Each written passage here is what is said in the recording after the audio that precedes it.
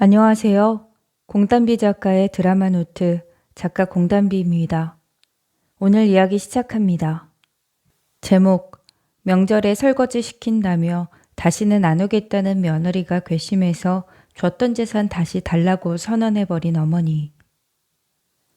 가족이라는 이유로 내어주던 마음도 얄팍한 이기심 앞에서는 결국 차갑게 얼어붙고 맙니다. 며느리의 적반하장에 분노한 시어머니는 결국 재산을 회수하며 단호하게 선을 긋기로 결심하죠. 하지만 관계를 끊어내기 위해 빼어든 그 차가운 칼날의 끝에 과연 속 시원한 해방감만 기다리고 있었을까요? 저희 앞으로는 명절에 참석 안 하겠습니다. 뭐? 계속 이렇게 지수 못 살게 하시면 앞으로 집에 안 와요. 명절에 설거지 좀 했다고? 이제 다시는 안 와? 너희 이제 다시는 우리 안 보고 산다는 거지? 그렇게 해야 한다면 어쩔 수 없죠. 뭐? 진심이야? 나도 그럼 너희 안 봐. 안 보면 그만이야. 내 마음을 오해하고 연을 끊겠다니 나도 붙잡지 않으마. 그런데 자식 노릇 이제 하기 싫다면 부모에게 받은 것 다 돌려줘. 오늘 이야기 속 주인공은 60세 오미숙 씨입니다. 그리고 그녀의 아들과 며느리에 관한 이야기이죠. 오 씨는 며느리를 맞이하고는 도저히 요즘 젊은 사람들을 이해할 수 없겠다고 생각했습니다. 오 씨도 시집살이라면 지긋지긋한 사람이라 며느리는 고생시키지 말자는 생각을 가지고 사는 사람이었습니다. 그래서 한 번도 며느리에게 시집살이를 시킨 적이 없었습니다. 명절에도조차 말이죠. 그런데 그런 오 씨의 마음을 알아주기는커녕 손에 물을 좀 묻혔다고 다시는 시집에 오지 않겠다고 화를 내는 며느리. 그리고 며느리의 편을 들며 엄마인 자신에게 역정을 내는 아들. 오 씨는 허탈했습니다. 정말 시집살이라도 시켜보고 이런 소리를 들으면 억울하지는 않을 것 같았습니다. 생일에 전화 한 통을 안 해도 뭐라고 한 적이 없었고 집에 방문하면 손 하나 까딱하지 않아도 핀잔 한 번 준 적이 없었습니다. 하지만 그럼에도 불구하고 시집이라면 질색하는, 아니 시금치도 시자가 들어가서 안 먹고 살겠다는 며느리. 오 씨도 더 이상 며느리의 비위를 맞추며 살기가 힘들었습니다. 이런 며느리라면 더 이상 자신도 부모 노릇을 하고 싶지 않았죠. 그래서 연을 끊겠다는 아들 며느리에게 콧방귀를 뀌었습니다. 그렇다면 누가 손에 일지 불보듯 뻔했습니다. 오 씨는 아들이 하나, 딸이 하나 있었습니다. 오 씨는 자식들과 친밀한 편이었습니다. 어려서부터 친구처럼 지냈던 탓에 자식들 둘 모두 심각한 사춘기 시절이 없이 지나갔습니다. 고민이 있으면 털어놓고 독립을 한 뒤에도 늘 왕래하며 그렇게 살았습니다. 모임 친구들의 이야기를 들어보면 오 씨처럼 사는 집은 많지 않았습니다. 우리 애들은 나가서 산 뒤로는 전화도 한 달에 한 번 할까 말까야. 부모 생각은 안 나나 봐. 아, 요즘 애들은 그렇지. 그래도 지금은 그나마 나아. 결혼해봐라. 더하면 더했지. 특히 며느리나 사위는 그냥 남이라고 생각해야 해. 모임 친구들의 말에 오 씨가 반박했습니다. 아니, 왜 그래야 해? 며느리든 사위든 우리가 잘하면 되는 거지. 나이가 나이인지라 모였다 하면 자식들 얘기, 며느리나 사위 얘기가 대부분이었습니다. 그런데 꼭 흉을 보려는 사람들이 있었습니다. 오 씨는 그런 지인들을 이해하지 못했죠. 요즘 사람들을 이해하려고 해야지.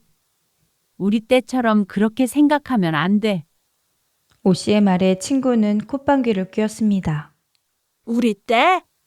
아이고, 내가 우리 젊었을 때처럼 며느리한테 그렇게 했으면은 다 이혼하고 도망가지.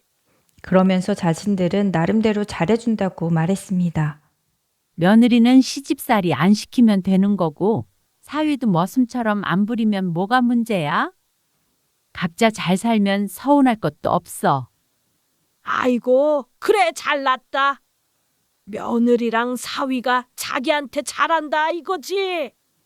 이 집은 아주 웃음꽃이 피잖아. 비결이 뭐라고? 우리 먼저 좋은 부모가 돼야 한다는 거지. 오 씨의 말처럼 오 씨는 며느리나 사위와 사이가 꽤나 좋은 편이었습니다. 오 씨는 그 이유가 오 씨 스스로 자식들에게 집착하지 않기 때문이라고 생각했습니다. 그러니까 신세대 마인드를 가지고 있기 때문에 자식들과도 소통이 된다고 여겼죠. 어느 날 남편이 물었습니다. 당신 생일인데 애들 불러서 파티라도 해야 하는 거 아니야? 에이, 번거롭게 뭘 그래요? 내 생일이 뭐 대수라고 바쁜 애들을 불러요? 나중에 서운하다고 하지 말고 내가 전화할게. 애들한테. 남편의 말에 오 씨가 고개를 저으며 말했습니다. 됐다니까 그러네요. 그러면 뒤에서 흉 봐요. 나이 1살 더 먹는 게 뭐 대단한 건가? 그냥 우리 둘이 조촐하게 좋은 시간 보내면 되지. 괜히 파티하고 그러면 선물한다고 돈 쓰고. 난 그런 거 부담스러워요. 그래? 남편이 되묻자 오 씨는 고개를 끄덕였습니다. 자식들이 힘들게 일해서 번 돈을 자신의 선물을 사는 데 쓰지 않았으면 했습니다. 그런데 생일 전날 오후에 사위가 보낸 선물이 집에 도착했습니다. 어머? 김서방이 선물을 보냈나 봐요. 그래? 작년에도 뭐 사주지 않았었나? 작년에 화장품 세트. 이거는 어머나 명품백인데. 어휴, 진짜 주지 말라니까 꼭 이런다니까? 오 씨는 휴대폰을 집어들어 사위에게 전화를 걸었습니다. 아니, 김서방. 선물 보내지 말라니까 또 보냈어? 그러자 사위가 생일 축하한다고 말했고 전화를 끊을 때까지 웃음꽃이 피었습니다. 아무튼간 고마워. 아니야, 올 거 없어. 그래, 끊을게. 그렇게 전화를 끊었는데 곧바로 며느리에게서 전화가 왔습니다. 어머, 지수도 전화가 왔네? 여보세요? 네, 어머님. 저 지수예요. 그래? 어쩐 일이야? 아, 내일 어머님 생신이시라. 그러면서 며느리는 주말이니 같이 식사를 하자고 했습니다. 외식하자고? 아니야. 너희들 다 바쁜데 무슨 식사는 식사야. 괜찮아. 이 전화로 축하받는 걸로 할게. 그래도 에이, 그리고 나는 밖에서 사 먹는 음식 별로 안 좋아하는 거 알잖아. 난 그냥 집에서 미역국에 밥 먹는 게 좋아? 오 씨가 며느리에게 웃으며 말하자 며느리가 잠시 말이 없더니 되물었습니다. 아, 집에서요? 그게 진짜 생일이지? 밖에서 사 먹는 거 별로야? 우리 며느리가 생일상 차려준다고 하면 내가 가지. 장난스럽게 말하는 오 씨의 말에 며느리가 당황한 것이 느껴졌습니다. 아, 그러면 저희 집에서 식사할까요? 제가 미역국 끓여드릴게요. 그러자 오 씨의 눈이 조금 커졌습니다. 어머? 농담이었어. 그런데 생각해보니 나쁘지 않은 생각인 것 같았습니다. 거창하게 선물을 받는 것보다 자식들과 조촐하고 단란하게 보내는 게 더 좋을 것 같았죠. 정말? 그러면 나야 좋지. 정연이네도 불러서 같이 먹을까? 아, 아가씨도요? 아무리 그래도 아들 내외만 같이 시간을 보내면 남은 자식이 서운해할 것 같았습니다. 차별한다고 느낄 수도 있었고 말이죠. 그리고 아들과 딸내의 사이는 좋은 편이라 그런 제안을 할 수 있었습니다. 걔네만 쏙 빼놓기도 좀 그렇잖아. 음식은 너무 많이 하지 마. 부담스럽잖아. 나 그런 거 별로 안 좋아하는 거 알지? 네, 알겠습니다. 전화를 끊자 옆에 있던 남편이 물었습니다. 내일 같이 밥을 먹는다고? 아니, 지수가 생일상을 차려준다네. 아니, 힘들게 왜? 그러게나 말이야. 내가 괜찮다고 해도 굳이 그렇게 해준다니까? 오랜만에 다 같이 모이지 뭐. 그러자 남편이 혀를 찼습니다. 그리고 오 씨는 다음날 며느리가 차려주는 생일상을 받았죠. 화기애애한 분위기에서 즐거운 생일을 보냈습니다. 이런데도 며느리나 사위와 사이가 어색하다는 사람들은 이해가 잘 가지 않았죠. 그러다 명절이 다가오자 오 씨가 며느리에게 전화를 걸었습니다. 지수야, 이번 명절 때문에 전화했어. 아, 네.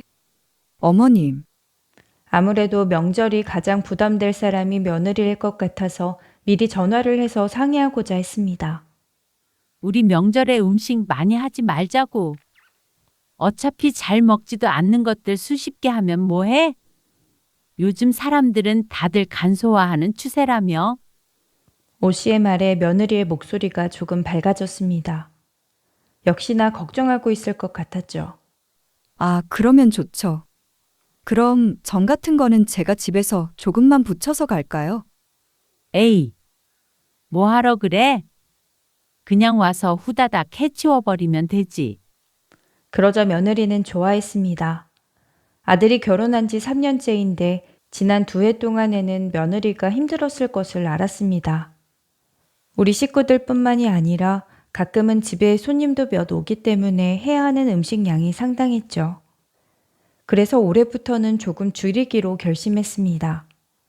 며느리들만 고생하는 이런 명절 문화는 오 씨도 질색하는 것이기 때문이었습니다. 요즘 젊은 사람들이라면 더 그럴 것임을 오 씨는 아주 잘 알고 있었고 이해했습니다. 그렇게 명절 당일이 되었을 때였습니다. 재료가 많네요. 명절 전날 점심쯤에 아들과 며느리가 집으로 왔습니다. 그런데 오 씨가 장을 봐온 재료들을 보더니 조금 놀란 기색을 보였습니다. 이것저것 사다 보니까 조금 많아지긴 했는데 만드는 거는 조금 하면 되지. 오 씨가 며느리를 안심시키며 말했습니다. 저도 같이 할게요. 그리고 그때 아들이 부엌으로 들어왔습니다. 그런 아들을 오 씨가 말렸습니다. 부엌 좁은데 덩치 큰 너까지 들어오면 더 불편해. 그렇지, 지수야? 아, 네. 거실에 비해 부엌이 좁은 편이라 여럿이서 움직이면 북적거리기만 했습니다. 그리고 아들은 그렇게 도움이 되는 인력도 아니었고 말이죠. 겉봐. 너는 가서 아버지랑 말동무해. 마늘이라도 깔게요. 깐 마늘 샀으니깐 걱정 마세요, 아드님. 얘가 꼭 이런다니까 눈치 없이. 엄마가 며느리랑 둘이 오붓한 시간 보내려고 하는데 말이야. 아, 네. 알겠어요. 아들의 마음은 충분히 알았습니다. 하지만 오 씨도 며느리를 고생시킬 마음이 전혀 없었습니다. 그리고 둘이 있어야 이런저런 이야기도 하지 않을까 싶었습니다. 그래야 고부 사이도 더 좋아지고 말이죠. 지수야, 이것 좀 썰어줄래? 내가 손목이 안 좋은데 어젯밤에 삐었지 뭐야. 네. 제가 할게요. 자주 시큰거리는 손목 때문에 오 씨는 칼을 며느리에게 넘겨주고 안방에 들어가 손목 보호대를 찾습니다. 그러던 찰나에 시동생에게서 전화가 왔습니다. 한참 통화를 하고 부엌에 가니 며느리가 한창 준비로 바빠 보였습니다. 지수야, 이렇게 사람들이 안 도와주네. 네? 선호 작은아버지도 오고 고모들도 오신대. 친척들은 올 때도 있고 안 올 때도 있었지만 이번에는 다 같이 오 씨네 집으로 모이기로 했다고 연락이 온 것이었습니다. 한둘 오고 말 줄 알았는데 일이 좀 커졌죠. 오 씨는 혀를 차며 말했습니다. 그래도 장을 많이 봐오길 잘했네. 며느리의 표정이 어두워서 오 씨는 그런 며느리를 달래며 말했습니다. 너무 부담 갖지 마. 전 좀 붙이고 잡채 같은 거 놓으면 되지. 아, 나물이랑 수육도 하고. 우리 둘이 하면 금방 해. 하지만 빠르게 해치워버리겠다는 오 씨의 다짐과는 다르게 손목 때문에 좀처럼 속도를 낼 수가 없었습니다. 어머님, 이리 주세요. 제가 할게요. 에이, 그래도 너만 시킬 수는 없지. 하지만 그러다가는 하루 종일 걸릴 것 같아서 대부분 며느리에게 맡길 수밖에 없었습니다. 미안한 마음이 들어서 옆에서 재미있는 이야기라도 해줘야겠다 싶었습니다. 내 친구네 며느리는 음식 같은 거 하나도 할 줄 모른다고 그러더라고. 아, 그래요? 그래. 그리고 집에 가보니까 집도 엄청 지저분하더라는 거야. 아무리 맞벌이 해도 그건 아니지 않느냐고 했더니 며느리가 참견하지 말라고 대들었대. 웃기지? 네. 아무튼 둘 다 잘한 건 없어. 며느리한테 잔소리하는 시어머니나 그렇다고 어른한테 대드는 며느리나. 안 그래? 거기 계란 좀 더 풀어야겠다. 좀 더 저. 네. 며느리는 한결같이 똑같은 대답만 했습니다. 오 씨는 자신의 이야기가 재미없나 싶어서 머쓱했습니다. 안 되겠다. 전을 2종류 더 늘려야겠다. 생각해 보니까 사람이 많은데 음식이 부족할 것 같아. 네. 그렇게 전을 7가지 부치고 명절 당일 아침에 할 음식들의 재료 준비를 해놓으니 어느새 저녁 시간이 되었습니다. 이제 우리 먹을 저녁 차려야겠다. 주변 정리 좀 하자. 저녁 준비를 하려는데 거실에 있던 아들이 또다시 부엌으로 들어와 말했습니다. 엄마, 저도 좀 거들게요. 아까부터 얘가 왜 이래? 너 다른 데서도 그러니? 네? 너 어디 가서 그러지 말어. 그러면 사람들이 지수를 욕해. 남편 부려먹는다고. 오 씨가 진심으로 조언했습니다. 그러자 아들이 억울하다는 듯이 대답했습니다. 부려먹다니요. 그렇게 보일 수 있다는 거지? 나는 우리 며느리가 그런 사람 아닌 거 잘 알고? 그러자 아들이 한숨을 푹 쉬었습니다. 그냥 명절 음식 준비 같이 하자는 건데 부려먹는 얘기가 왜 나와요? 엄마 손목 아프셔서 종일 지수 혼자 음식했잖아요. 저번에도 그러시더니 지수 명절 끝나면 알아요. 어머나? 얘 좀 봐. 혼자 하다니. 나는 그럼 놀았니? 아들의 불평에 오 씨도 조금 기분이 상했습니다. 옛날 같았으면 종일 부엌에서 나오지도 못하고 며느리가 혼자 음식하는 게 당연했는데 오 씨는 그렇게 꽉 막힌 사람이 아니었습니다. 손목이 아파도 옆에서 소금간도 해주고 재료 손질도 도와주었습니다.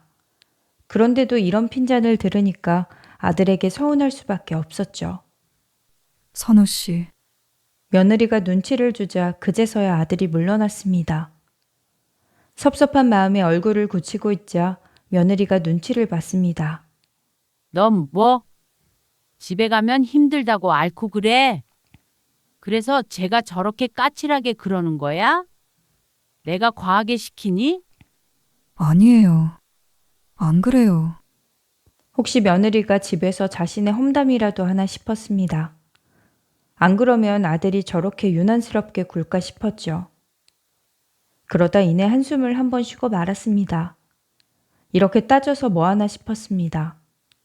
이 정도는 쿨하게 넘어가야 하는 게 요즘 시부모의 현실이었죠.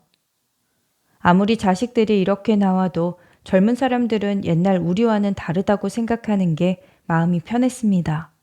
저녁이나 차리자. 네. 그리고 식사를 마치고 설거지를 하려는데 며느리가 그런 오 씨를 말렸습니다. 제가 할게요. 며느리의 성화에 오 씨가 고무장갑을 넘겼습니다. 내가 해도 되는데. 아니에요. 그렇게 뒷정리를 마치고 일찍 잠자리에 들었습니다. 다음날 일찍 일어나야 했으니 말이죠. 그리고 다음날 새벽 일찍 오 씨와 며느리는 눈을 떴습니다. 아침에 차례를 지내려면 최소한 4시 반에는 일어나야 했습니다. 음식 준비가 꽤나 오래 걸렸습니다. 오 씨는 전날보다 더 바쁘게 움직였습니다. 손님이 많이 오니까 일이 많네. 그렇지? 그래도 차례만 지내면 할 일 없잖아. 조금만 힘내자. 네. 그리고 아침 일찍 시동생이 왔고 점심이 되기 전에 시누이들이 왔습니다. 그러니까 집이 여느 때보다도 북적북적거렸죠.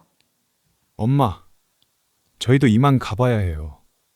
그런데 차례를 마치고 아침 식사를 한 뒤에 아들이 조용히 오 씨에게 말했습니다. 오 씨는 다른 친척들의 눈치를 보며 아들에게 대꾸했습니다. 지금 가겠다고? 아직 막내 고모 안 오셨잖아. 그러면 너무 늦어요. 처가에 가봐야죠. 아들의 말에 오 씨가 시계를 쳐다보며 대답했습니다. 한 10분이면 도착한다고 하는데 인사도 안 하고 가면 흉 봐. 누가 제 흉을 봐요. 너 말고 지수 흉을 보지. 엄마, 내가 뭐 며느리 친정도 못 가게 하겠니? 또다시 화를 내려는 아들을 오 씨가 진정시켰습니다. 다들 있는 앞에서 또 아들이나 며느리가 욕을 먹을까봐 단속했죠. 그런 오 씨의 깊은 속을 아들이 알까 싶었습니다. 물론 아내를 위하는 아들의 마음은 알고 있었습니다. 그래서 오 씨도 아들을 보낼 타이밍을 재고 있었죠. 그런데 좀처럼 그 틈은 보이지 않았습니다. 지수야, 고모들 식사를 못 하셨다고 하는데 일단 설거지부터 빨리 좀 해줄 수 있을까?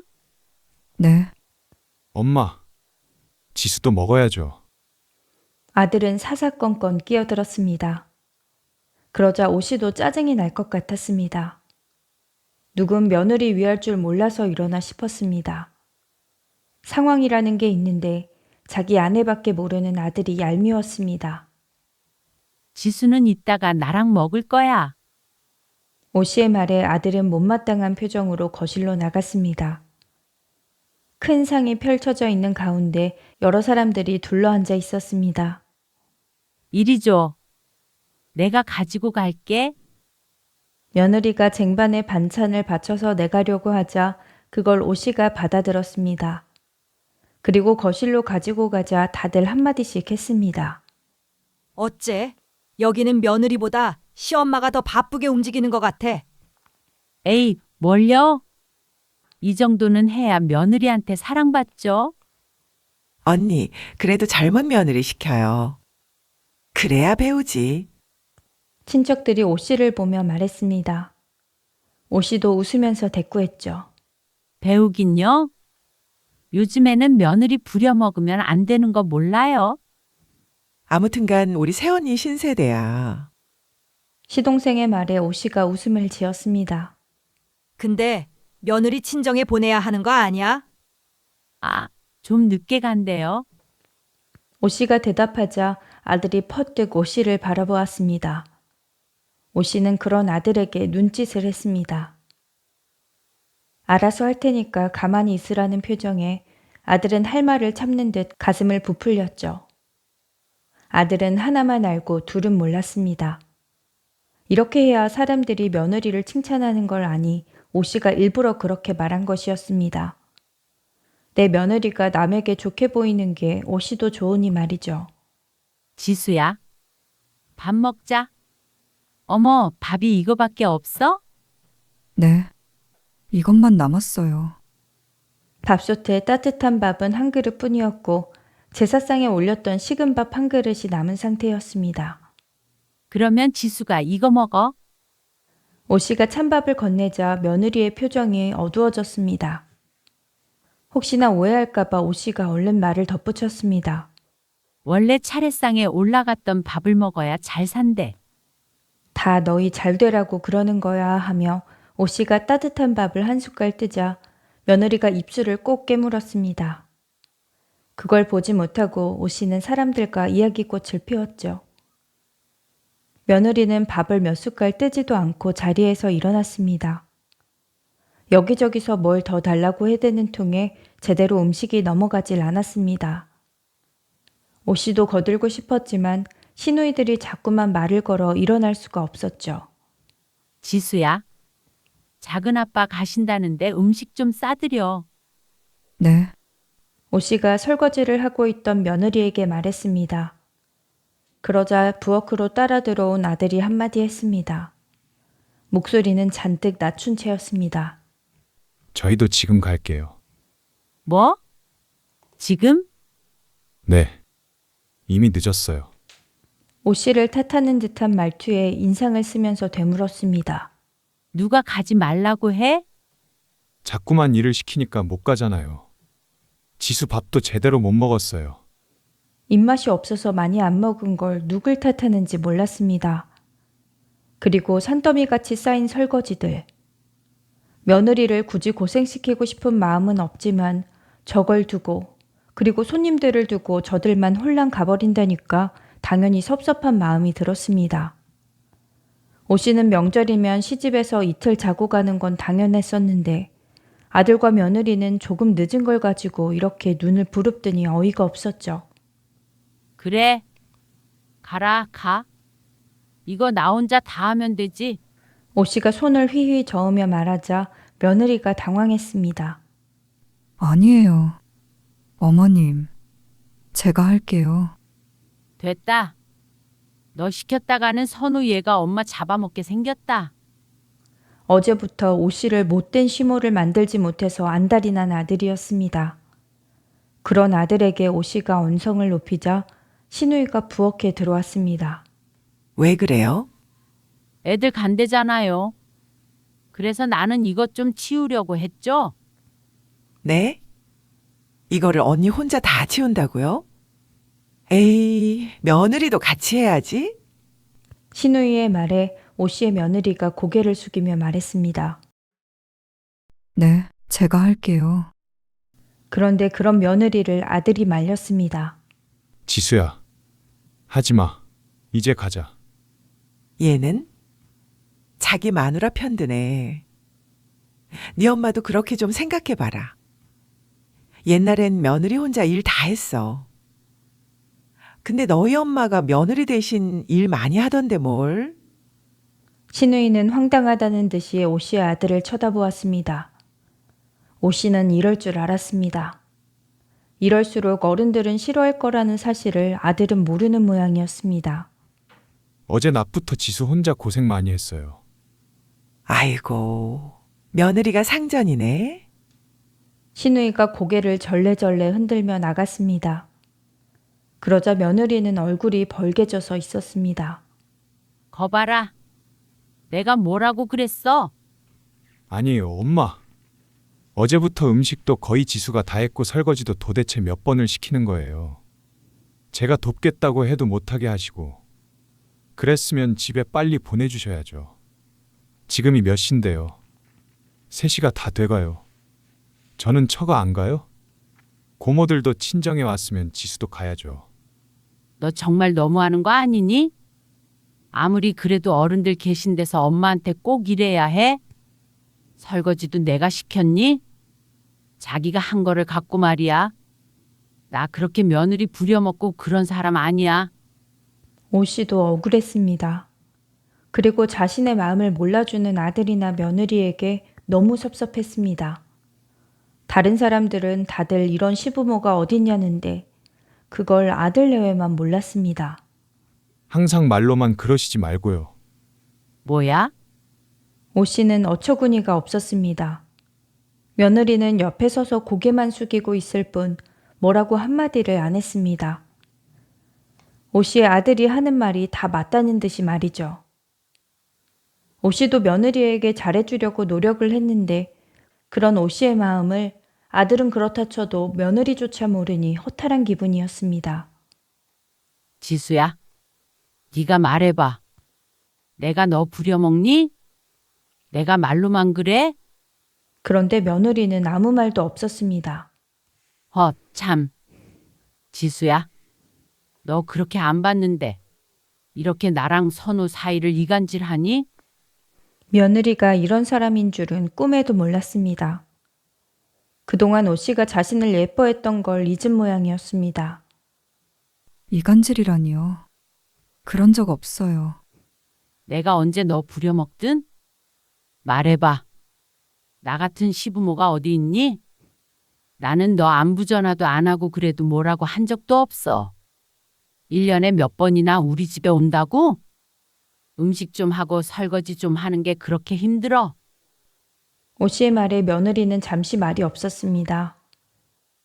그러다가 뭔가 작정이라도 한 듯이 고개를 들더니 말했습니다. 어머님, 지난 생신에도 가족들 다 모여서 저희 집에서 생일상 차려드렸어요. 아무도 안 도와주셨어요. 그리고 어버이날에도 부르셔서 친척분들 밥상도 제가 차려드렸고요. 그건 네가 온 거잖아. 돌려서 말하셨지만 며느리 음식 솜씨 자랑하고 싶다고 하셨잖아요. 그리고 명절 때마다 저는 친정에 밤늦게 도착해요. 그래서 내가 너 시집살이라도 시킨다는 말이야? 김장하실 때도 저만 부르셔서 배포기 담그게 하셨잖아요.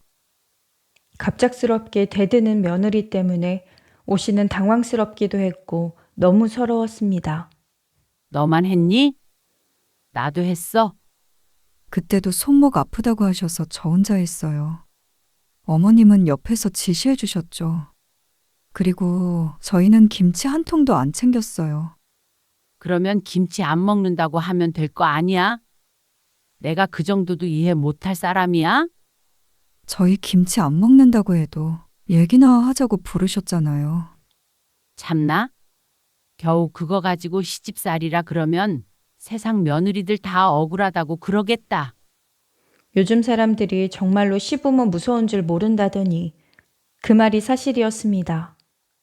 오 씨가 당했던 시집살이를 10분의 1이라도 듣는다면 며느리는 놀라 자빠질 수도 있었습니다. 전부 배가 불러서 할 수 있는 소리였습니다. 그리고 이런 상황에서 시부모에게 하나하나 따지고 도는 며느리가 맹랑하다고 여겨졌습니다. 다들 이런 시엄마 없다고 그래. 전세금도 보태주고. 그리고 저희 집 전세금 보태주신 거요. 매번 저희 집 오시면 저보고 청소 잘하라고 그러셨죠. 집은 해주셨으니까 청소는 선호 씨 시키지 말라고 그러시고, 전화드리면 선호 씨 아침밥은 챙겨줬냐고 꼭 물으시고, 다른 시어머니들 하시는 것처럼 다 하셨잖아요. 특별히 며느리한테 잘해주시는 시어머니는 아니신 것 같아요. 며느리의 말에 오 씨는 입을 쩍 벌렸습니다. 그동안 하고 싶은 말을 못해서 어떻게 참았나 싶었습니다. 얌전한 줄 알았는데 말이죠. 그런 건 다 농담으로 들어야지. 그걸 마음에 담아두면 어떡해? 그냥 하는 소리잖아. 그것도 다 시집살이라고 생각해요. 어머머, 너 웃긴다. 이래서 잘해줘봤자 소용이 없다고 하는 거야. 나는 그래도 지수 너 챙긴다고 얼마나 노력하는지 아니? 그런데 이렇게 눈을 똑바로 뜨고 참 내가 서러워서 살 수가 없다. 며느리는 이내 다시 입을 다물었습니다. 그러자 아들이 말했습니다. 지수 말 틀린 거 없어요. 뭐? 지수가 말한 건 절반도 안 돼요. 엄마는 늘 말로만 시집살이 안 시킨다고 하시지. 지수 그동안 마음고생 많이 했고요. 제가 엄마한테 말씀드린다는 거 지수가 하지 말라고 해서 여태 말씀 안 드린 거예요. 그런데 점점 도가 지나치시네요. 세상에 믿을 사람 없다더니 아무리 그래도 어떻게 이렇게 노골적으로 며느리의 편을 드는지 몰랐습니다. 며느리보다도 아들한테 더 서운했습니다. 너 어떻게 엄마한테 그렇게 말해? 그런 오 씨에게 아들이 폭탄 선언을 했습니다. 저희 앞으로는 명절에 참석 안 하겠습니다. 아들의 말에 오 씨의 눈이 커졌습니다. 뭐? 계속 이렇게 지수 못 살게 하시면 앞으로 집에 안 와요. 오 씨는 가슴이 무너져 내리는 것 같았습니다. 어떻게 며느리한테 한마디 했다고 다시는 안 오겠다는 말을 하는지 몰랐습니다. 명절에 설거지 좀 했다고. 이제 다시는 안 와? 오 씨의 친구들이 들으면 비웃을 이야기였습니다. 그렇게 고부 사이가 어쩌고 저쩌고 조언을 했었는데 말이죠. 이제 보니까 며느리는 순한 양의 탈을 쓴 여우였던 모양이었습니다. 설거지 했다고 이런다고 생각하세요? 그것부터가 저희가 다시 오지 않는 이유예요. 아들과 며느리는 그렇게 짐을 챙겼습니다. 다들 의아하게 쳐다보는 와중에 아들과 며느리의 표정은 무섭게 굳어 있었습니다. 저희 먼저 가보겠습니다. 아들이 친척들을 향해 꾸벅 고개를 숙였습니다. 그리고 대답도 듣지 않고 현관문을 열고 나가버렸죠. 오 씨가 황급히 그런 아들을 쫓아갔습니다. 너희? 그러면 이제 다시는 우리 안 보고 산다는 거지? 후회 안 하지? 회심의 일격 같은 오 씨의 말에 아들은 담담하게 대꾸했습니다. 그렇게 해야 한다면 어쩔 수 없죠. 후회 안 해요. 뭐? 진심이야? 네. 아들의 단호한 말에 오 씨도 눈가가 뜨거워지는 것 같았습니다. 너무도 괘씸했습니다. 그리고 서글펐습니다. 이런 자식을 낳고 미역국을 먹은 게 후회될 정도였습니다. 아무리 제 와이프가 좋아도 그렇지. 사람들 보는 앞에서 엄마한테 대들고 절연을 선언을 하는지 이해가 되지 않았습니다. 남들은 다 그래도 내 자식은 안 그럴 줄 알았습니다. 오 씨는 자식들의 마음을 헤아리려고 노력을 많이 하고 살았습니다. 그런데 그걸 알아주기는커녕 원망만 하는 아들과 며느리라니. 나도 그럼 너희 안 봐. 안 보면 그만이야. 오 씨는 그런 아들과 며느리를 노려보며 말했습니다. 이런 애인 줄 알았으면 나도 그렇게 잘해주지 않았어. 너희 전세금도 안 보탰을 거고. 도대체 언제까지 전세금 얘기하실 건데요? 그걸로 지수 무시하시는 것도 이제 그만하세요. 내가 언제 무시를 했다고 그래? 너희 여태 너희 마음대로 생각하고 나를 원망하고 지낸 거야? 내 마음을 오해하고 연을 끊겠다니 나도 붙잡지 않으마. 그런데 자식 노릇 이제 하기 싫다면 부모에게 받은 것 다 돌려줘. 그러자 아들이 잠시 말을 잃은 듯 보였습니다.